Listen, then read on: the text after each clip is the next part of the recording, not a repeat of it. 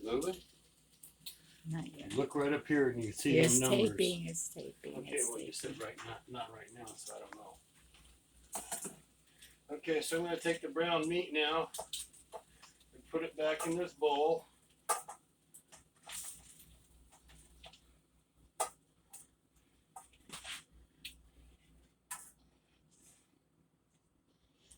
Get the burnt piece off the burner.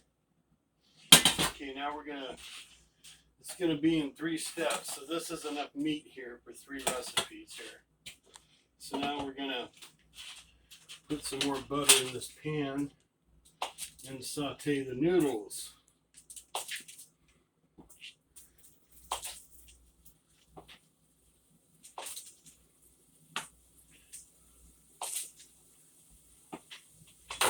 Excuse me.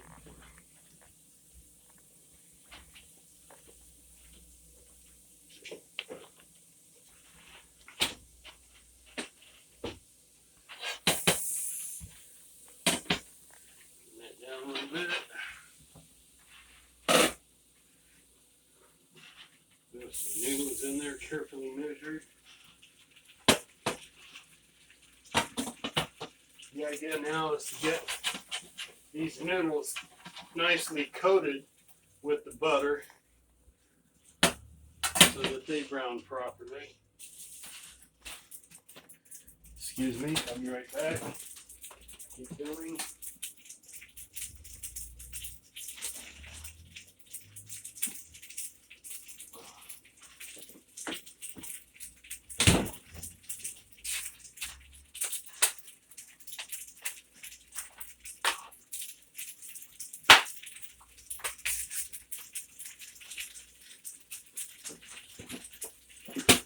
And it's a good idea to pre-cook your noodles ahead of time because you want to let them drain really well, otherwise they'll stick really bad to the pan if they're wet.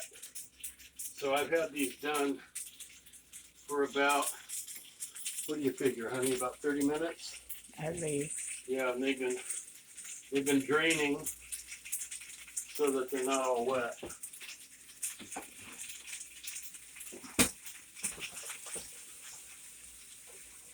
And we want this to brown, almost start browning like we did the chicken. A little bit of seasoning, not a lot.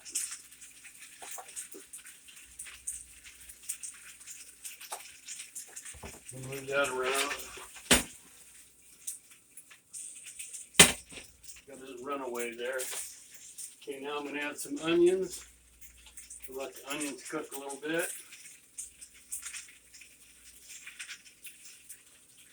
Put them in the middle there.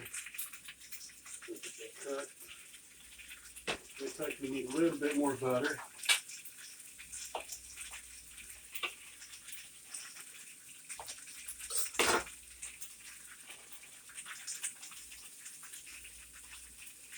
Got butter on the pan there so it starts melting.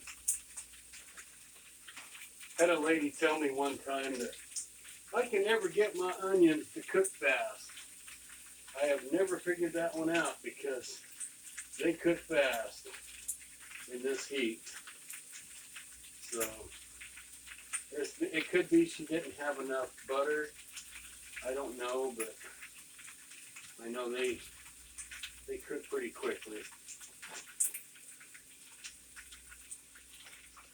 Okay, so we're gonna toss this around now so the onions mix in with the noodles. You can see them already moving around there. How they're all nice and spread out in there now. Now, I don't use cream. I use half and half. It just seems to work better for me for staying smoother longer. Because with solid cream, it thickens super fast. And the whole idea, especially since I'm going to deliver this, is that we want it to stay smooth and more liquid than curdled, because that's what will happen after a while. It starts to clabber, and then it makes it really thick. And good Alfredo, the sauce is supposed to be smooth, not like clabbered. So, okay, now that this, you can sort of tell that the onions, you can smell the aroma from the onions are starting to get almost translucent. That's how fast they're cooking. Maybe a little bit longer. Oop, there went a noodle. Lost my noodle. And anytime I have to reach down and pick something off the floor, I wash my hands off. That's a real important thing. You don't want to be transferring stuff that might be hiding on your floor. Okay, now as you can see, that noodle's starting to get a little bit brown. We'll bring it into the camera there. I don't know if you can see it. Can you see it? Yeah. It's a little bit brown. Yes. That's what we want. Now we add some milk to it. And you want to be generous with the milk. It's not milk, actually, half and half. Okay. Now we're going to let this sit here until it starts to bubble really good. And once that happens, that's when we'll add the meat back to it and put other stuff in it. But right now that the liquid is in here is when you add your seasonings for the amount you're going to want to finish it off. So put a little more garlic, since we've been adding garlic all along. Salt, I think we got enough. Okay, this is thyme. Always have enough time. Oh, little joke there. I know, stupid joke. Carefully measured. And people like pepper, but you can't use black pepper because it makes it look goopy. So you put white pepper in it. Don't put too much. Don't tell me how to cook, ma'am. Yeah, I had a gal the other night. It's like, he's seasoning it. Like, yes, I am. Go sit down. But you can see in here, I got it all mixed up now. And we're just waiting for this to start bubbling. I'm going to crank the heat up a little bit. Just waiting for it to start bubbling now. And once it does that, I'm going to add the chicken back to it. And then I'm going to put some Chardonnay wine in it. But don't worry, the alcohol burns right off. See, we're starting to bubble now. Really well, as a matter of fact. So I'm going to put 1/3 of this chicken in here. And we'll toss it around. After I put some wine in it. I go through a lot of paper towels doing this. Okay, the wine, you ring the pan twice. And what they mean by ring the pan, I usually have a pour spout, but you can simulate it with your finger. Okay, that's what you call rimming the pan twice. Okay, we'll mix it around a little bit. Gets a little sloppy now. If you don't know what you're doing, you could have this all over the place. But you'll see that flipping it like that mixes it pretty good. I'm going to need a little more of this because I know from experience that it'll get thick quick.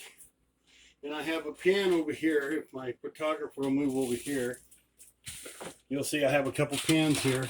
One of them is going to be for the penne, and the other one's going to be for some garlic bread. Okay, back over here. Okay, we're bubbling really well now, like we want it to be. You can smell that wine. Can you smell the wine? Oh, yeah. Okay. She can smell the wine, which means it's good because she can't smell very good. So, now is how we thicken it. This is a little known secret to most people, but the Parmesan cheese, when you make Alfredo, is what actually thickens it. And if you put in too much, it'll make it too thick. Now we move it around some more.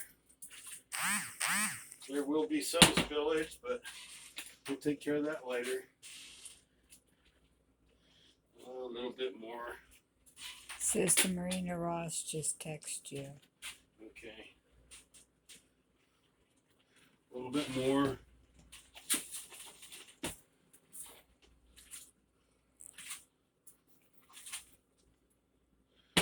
Take a towel and wipe the spillage up a little bit so it doesn't turn into concrete later.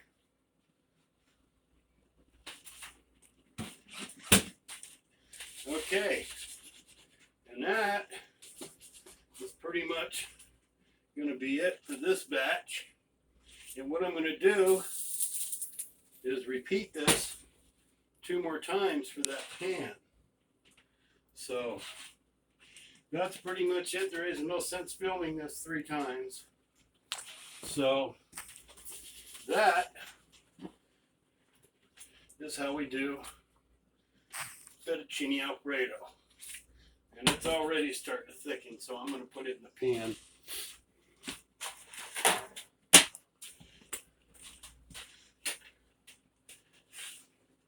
Okay, you can turn the video off, honey. Okay.